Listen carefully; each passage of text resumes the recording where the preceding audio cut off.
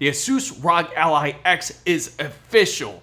ASUS has announced it during Computex. It really has some interesting changes. Or does it? There are some key features that were missed that I would like to bring up to your attention. But first and foremost, I want to share with you the more exciting details of what has been changed and what we can expect, especially if you have the original ASUS ROG Ally. If you have the original ASUS ROG Ally, you know you already have Armoury Crate SE, and there is going to be an update not only on the ROG Ally X when it comes to the software, your OG ROG Ally will also be upgraded to the new Armoury Crate 1.5, where it can be customizable. The layout will be much more friendly when it comes to gaming. It'll actually look similar to more like the Steam Deck UI. Not only that, the ROG Ally X has upgraded the memory. Most importantly, now the memory has been upgraded to 24 gigabytes LPDDR5 compared to the 16 gigabytes of LPDDR5. It is still the same bus speed at 7500 megahertz for the RAM. The reason why they upgraded the 24 instead of 32 because it is more of an even split. Now the processor, the AMD Ryzen Z1 Extreme, also has 8 gigabytes to play with versus 4 gigabytes. Now that is one of the things that is noted. It is not the Z2 just quite yet. More than likely that's something we can expect when they come out with the ROG Ally 2 because that is going to be a much larger improvement. A second thing that has really upgraded on the ASUS ROG Ally X, 1 terabyte of SSD storage. That is NVMe PCI Express 4.0, and on top of it, it's 2280 instead of the 2230 NVMe.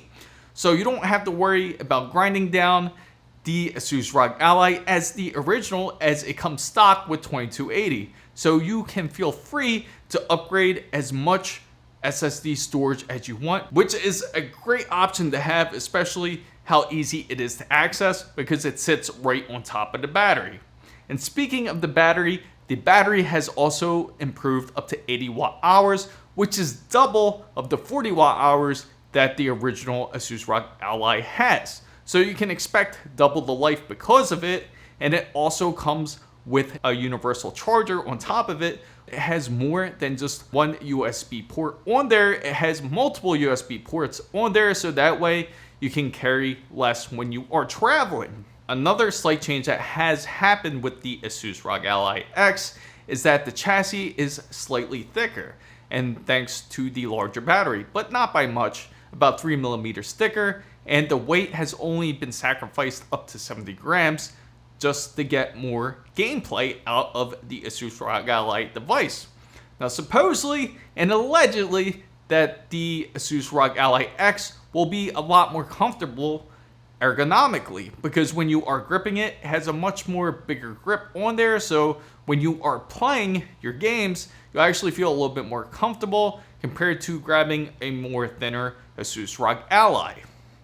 The joysticks have also been changed out where it has up to 5 million turns until it actually wears. Feel a lot more similar to a Xbox controller or a PlayStation 5 controller, a DualSense controller, to where the joysticks will feel a lot more familiar and won't feel as wobbly. They are also easily swappable as well if you don't really like them, as there are future kits that are coming to the ASUS ROG Ally when it comes to their joysticks. Now the configurations for the buttons are a lot more similar to a controller, so there is a lot less travel for your fingers when you are gaming. The triggers are easier to reach as they are slightly slanted, and the buttons are also easier to reach from the joysticks itself. There is also a change in the D-pad as it is slightly more defined, so it is a lot easier for you fighting game fanatics out there, but now you don't have to worry about more of that nasty circular D-pad that nobody likes, especially for fighting games.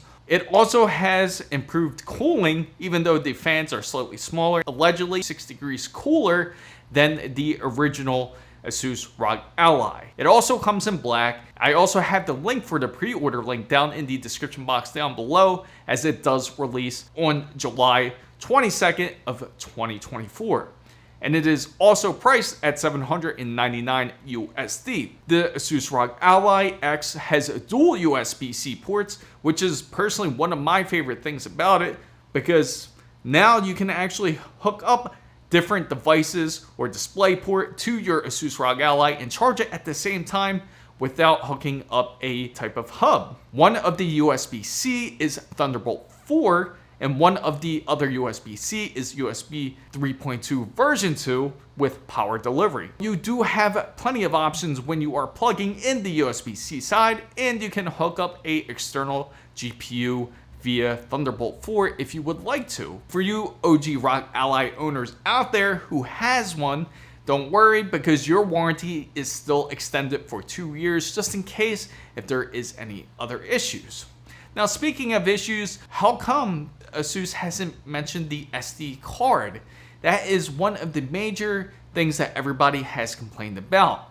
Hopefully they have listened to the people and it has improved, but if you notice on the video, the SD card slot seems to be on the right side instead of the left side like the original ASUS ROG Ally. So hopefully that will help dissipate the heat a lot better from the SD card and prevent any type of failures because of it. The second part is the sticks are not Hall effect, but in fact they're more of Alps sticks, which are just as good as when it comes to a Xbox controller or when it comes to a DualSense controller. Another concern is because the fans are a little bit smaller, you're afraid it might dissipate and won't dissipate the heat as much, and it could possibly be more noisy because it's going to require a lot more RPMs from your fans in order for it to stay cool. That's something to remain to be seen until the product gets released. The macro keys are also a little bit smaller. Some of you may like that, some of you may not. Personally, to me, I like the larger macro keys, and maybe the smaller macro keys will be just as good. I'm excited to see how that would turn out. I'll be in Taiwan during that time. Hopefully, I'll be able to get my hands on the ROG Ally X while I'm out there, and I'll be more than happy to compare both devices for you guys. How different will the benchmarks be compared to the original ROG Ally? Now, the screen will still remain the same. It is still at 1080p, and it will be at 500 nits brightness, which is still similar to the original ROG Ally. Did you feel that it's everything that you want out of the ASUS ROG Ally, especially because it is not the second ROG Ally, really? It's more of a reiteration, kind of like a PlayStation 5 Pro, a device like that, not really a next-gen ASUS ROG Ally. Fam guys, if you're interested in getting the ASUS ROG Ally, make sure you click down in the description box down below, as I do have it posted. And if you want the original one, it's also still on sale. If you know anybody else who is interested in the ASUS ROG Ally, make sure you share this video with them. And also, if not part of the big wonderful fan band, make sure you go down and hit the subscribe button for more. And don't forget to hit the notification bell. Make sure to follow my X handle right here, as it is the same as my TikTok and IG as well. Thank you guys so much for watching. This is Chris Mizo, signing out.